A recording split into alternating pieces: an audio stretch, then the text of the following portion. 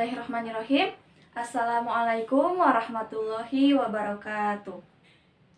Hamdan wa syukron lillah. Baik, sebelum pembelajarannya dimulai, kita bisa rapihkan dulu ya bangkunya, mejanya, kursinya. Tolong sejajarkan dulu ya. Nah, bajunya juga bisa dirapihkan ya. Masukkan ke dalam, tidak boleh ada baju yang dikeluarkan. Lalu itu untuk laki-laki topinya tolong dibuka ya. Karena kita belajar di dalam ruang kelas, bukan di luar ruang kelas. Nah, agar kita nyaman, efektif, dan efisien dalam belajar, kita bisa membuang sampah terlebih dahulu ya. Banyak nih sampah yang berserakan di lantai nih. Tolong ya buang sampahnya dulu ke tempat sampah, baik itu yang di kolong meja, di atas meja, di bawah meja. Semuanya dibersihkan. Ya, sudah ya. Baik, semuanya tolong duduk di tempatnya masing-masing. Nah, sebelum memulai pembelajaran, alangkah lebih baiknya kita memulai pembelajarannya itu dengan berdoa terlebih dahulu. Berdoa dipimpin oleh ketua kelasnya ya. Coba ketua kelasnya mana? Ya, baik, silahkan pimpin ya doanya. Alhamdulillahirrahmanirrahim. Berdoa selesai. Nah, anak-anak, apa kabar nih hari ini? Alhamdulillah, baik ya. Masih semangat hari ini? Masih dong ya. Karena kan masih pagi nih, masih segar, masih semangat, masih fresh buat belajarnya ya. Nah, sebelumnya Ibu mau mengecek dulu kehadiran nih. Tapi dilihat-lihat, dari tadi bangkunya full ya, penuh. Gak ada yang kosong. Semuanya hadir? Alhamdulillah hadir ya. Semoga seterusnya bisa seperti ini ya, semuanya hadir. Nah, baik. Ibu mau bertanya nih. Tadi kalian sebelum berangkat ke sekolah, ada gak yang membantu orang tuanya terlebih dahulu? Ada?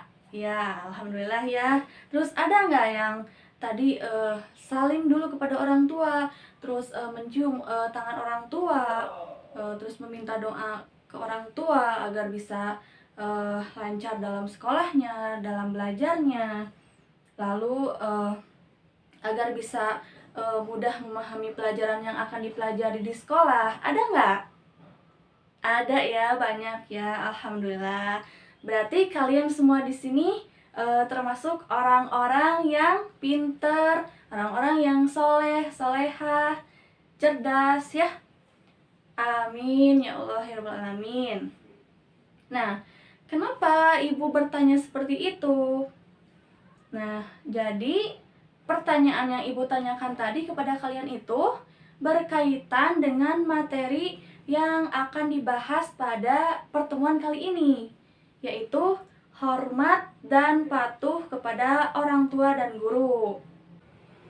Nah, pada pembelajaran kali ini mengenai hormat dan patuh kepada orang tua dan guru, kalian itu harus bisa membaca dan menerjemahkan Quran surat Al-Isra ayat 23 dan 24. Lalu kalian itu harus bisa menjelaskan isi kandungan yang ada pada Quran surat Al-Isra ayat 23 dan 24. Nah, lalu kegiatan yang akan dilakukan yaitu Ibu terlebih dahulu menjelaskan materi ya. Mungkin hanya bisa sedikit dijelaskan oleh Ibu, dan kemudian kalian diberi LKS oleh Ibu ya, dan membuat kelompok, dikerjakan sama-sama gitu ya, dan didiskusikan, hasilnya dipresentasikan langsung ya. Nah, mengenai hormat dan patuh kepada orang tua dan guru, di sini ada kata hormat. Apa itu kata hormat? Coba siapa yang bisa berikan pendapatnya ya mengenai pengertian hormat? Boleh acungkan tangannya. Ya, baik, kepada Zahira, boleh ya memberikan pendapatnya mengenai pengertian hormat.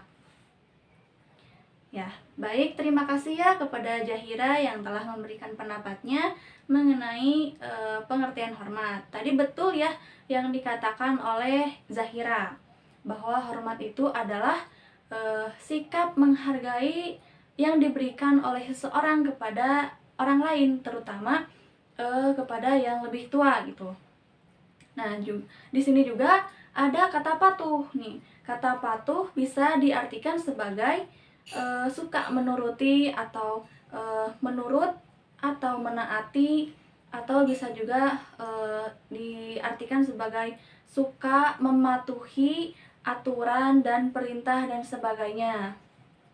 Jadi, hormat dan patuh kepada orang tua dan guru adalah menjalankan kewajiban sebagai seorang anak dan muridnya terhadap orang tua dan guru, yaitu dengan memberikan sikap menghargai, menaati perkataannya, lalu tidak menyakiti hati seorang guru ataupun orang tua, dan tidak membantahnya. Nah, hal ini tentu saja sebagai realisasi dari perintah Allah Subhanahu wa Ta'ala dan sunnah Rasul. Nah, di sini istilah orang tua itu ada tiga komponen ya. Yang pertama, ada ayah dan ibu. Nah, ayah dan ibu adalah orang yang menyebabkan kita lahir ke dunia. Lalu yang kedua, ada istilah guru. Nah, guru adalah orang yang mengajari kita, yang mendidik kita di saat kita masih kecil maupun sudah dewasa gitu ya. Nah, yang ketiga, bapak dan ibu mertua. Jadi bapak dan ibu mertua adalah orang yang telah menyebabkan pasangan kita lahir ke dunia. Nah, dari tiga komponen atau tiga cakupan yang telah ibu sebutkan tadi, kita itu harus bisa menghormati mereka ya, karena mereka itu jasanya sangat besar sekali ya, terutama ayah dan ibu nih. Ayah, peran ayah di dalam keluarga. Ayah itu sebagai pencari nafkah ya, sebagai pemimpin keluarga nih. Nah, lalu yang kedua nih, ada ibu. Ibu itu sangat harus dihormati, sangat harus dihargai, karena ibu itu adalah orang yang sudah mengandung kita selama 9 bulan, dan 9 bulan itu tidak sebentar ya, 9 bulan itu hampir setahun. Nah, ibu sudah berat membawa kita dalam kandungan kemana-mana gitu ya. Lalu ibu itu orang yang telah melahirkan kita gitu ya, rela berkorban demi kita itu lahir ke dunia. Jadi sangat berat sekali ya perjuangan seorang ibu terhadap anaknya, mulai dari kandungannya, lalu mulai dari melahirkannya. Terus ibu juga yang merawat kita gitu ya, yang memberi makan kita, yang memberi ASI, lalu yang mengajarkan kita agar bisa makan, mengajarkan kita agar bisa berbicara. Perjuangan ibu sangat berat sekali ya terhadap anaknya. Maka kita itu harus hormat dan patuh kepada ibu ya, kepada orang tua. Nah, hormat itu tidak hanya kepada orang tua saja ya, kita juga harus bisa menghormati guru kita, karena guru adalah orang yang sudah mendidik kita, orang yang sudah mengajari kita ke arah yang lebih baik. Lalu guru juga yang sabar membimbing kita dari mulai kita tidak bisa membaca, menulis, menghitung, dan kita bisa membaca, menulis, dan menghitung karena guru gitu ya, karena usaha guru terhadap muridnya gitu. Nah, yang ketiga, bapak dan ibu mertua. Jadi jika sudah menikah dengan pasangan kita, maka bapak dan ibu mertua kita itu harus dihormati ya, harus disayangi, karena mereka juga adalah ibu dan bapak kita sendiri gitu ya. Tidak ada bedanya dengan ibu atau bapak kandung gitu ya. Nah, banyak sekali ya kisah nyata seseorang terhadap kesuksesannya karena perilaku menghormati orang tua dan gurunya. Lalu sebaliknya juga ya, banyak juga kisah nyata yang gagal ataupun sengsara dalam hidupnya karena telah berperilaku buruk kepada guru dan orang tuanya. Nah, sekarang kalian buka buku paketnya ya, halaman 26. Di sana terdapat gambar mengenai perilaku seorang anak terhadap orang tuanya dan juga perilaku seorang murid terhadap gurunya. Nah, di sana ada 3 gambar ya, coba kalian amati, lalu deskripsikan dan berikan tanggapan ataupun pendapat kalian terhadap apa yang sudah diamati pada gambar tersebut. Boleh ya yang mau memberikan tanggapannya ataupun pendapatnya, boleh acungkan tangan. Ya, silahkan kepada Ahmad untuk memberikan tanggapannya ataupun pendapatnya. Ya, terima kasih ya Ahmad karena sudah berani memberikan pendapat dan tanggapannya di depan teman-temannya. Bagus. Nah, benar sekali ya apa yang dikatakan Ahmad tadi, bahwa yang ada dalam gambar tersebut yaitu yang pertama, ada gambar seorang anak yang sedang membasuh telapak kaki ibunya. Jadi dapat kita jelaskan ataupun mendeskripsikan gambar tersebut sebagai ekspresi seorang anak terhadap orang tuanya, yaitu ekspresi menghormati ibunya karena ibunya itu telah berjuang, telah banyak mengeluarkan pengorbanan kepada anak-anaknya. Nah, yang kedua yaitu ada gambar seorang anak yang sedang menyuapi ayahnya atau mungkin mertuanya ya. Nah, jadi dalam gambar tersebut itu dapat menyampaikan pesan bahwa seorang anak itu mewujudkan rasa kasih sayangnya terhadap orang tuanya dengan cara merawatnya, memeliharanya, dan memenuhi kebutuhannya, yaitu membantu menyuapi makanan. Nah, gambar yang ketiga ada seorang anak yang sedang memakai seragam. Jadi bisa dikatakan dia itu adalah seorang siswa yang sedang duduk di depan makam. Nah, menurut kalian makam itu makam siapa coba? Nah, kalau menurut ibu, mungkin makam itu adalah makam gurunya yang sangat disayanginya, yang sangat dihormatinya oleh siswa tersebut.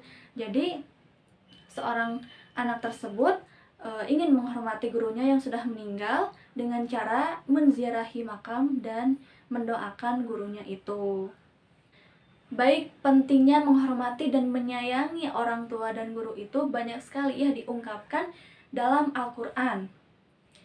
Jadi selain diperintahkan untuk beribadah kepada Allah Subhanahu wa Ta'ala, kita juga diperintahkan untuk dapat menghormati dan menyayangi dan patuh terhadap orang tua dan guru, yaitu terdapat di dalam Quran surat Al-Isra ayat 23 sampai 24. Baik, Ibu bacakan ayatnya ya. A'udzu billahi minasyaitonir rajim.